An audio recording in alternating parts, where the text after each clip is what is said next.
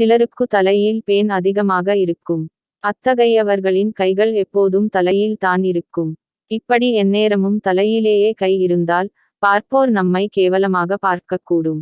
மேலும் ஒரு கூட்டத்தில் ஒருவரது தலையில் பேன் இருந்தாலும் அது மற்றொருவருக்கு மிகவும் வேகமாக பரவக்கூடும். ஆரம்பத்திலேயே பேன் தொல்லைக்கு முற்றுப்புள்ளி வைக்காவிட்டால் பின் பேனைப் போக்குவது என்பது சிரமமாகிவிடும். பேன் தொல்லைக்கு கடையில் எத்தனையோ நிவாரணிகள் விற்கப்படுகிறது. அவற்றில் சில விலை அதிகமாகவும் கெமிக்கல் உள்ளதாகவும் இருக்கும். தேவையான பொருட்கள்: லிஸ்டரின் மவுத் வாஷ், வெள்ளை வினிகர், பேன் சீப்பு, ஷவர் கேப் அல்லது பிளாஸ்டிக் பை டவல். செய்யும் முறை: முதலில் தலைமுடியை நீரில் அலசிக் கொள்ள வேண்டும். பின் மவுத் வாஷ் கொண்டு அலசி ஷவர் கேப் அல்லது பிளாஸ்டிக் பை கொண்டு தலையை சுற்றிக் கொள்ள வேண்டும். 1 மணிநேரம் கழித்து தலையில் சுற்றியுள்ளதை கழற்றிவிட்டு பின் வெள்ளை வினிகர் கொண்டு தலைமுடியை அலசி மீண்டும் ஷவர் கேப் அல்லது பிளாஸ்டிக் பை கொண்டு தலையை சுற்றிக் கொள்ள வேண்டும்.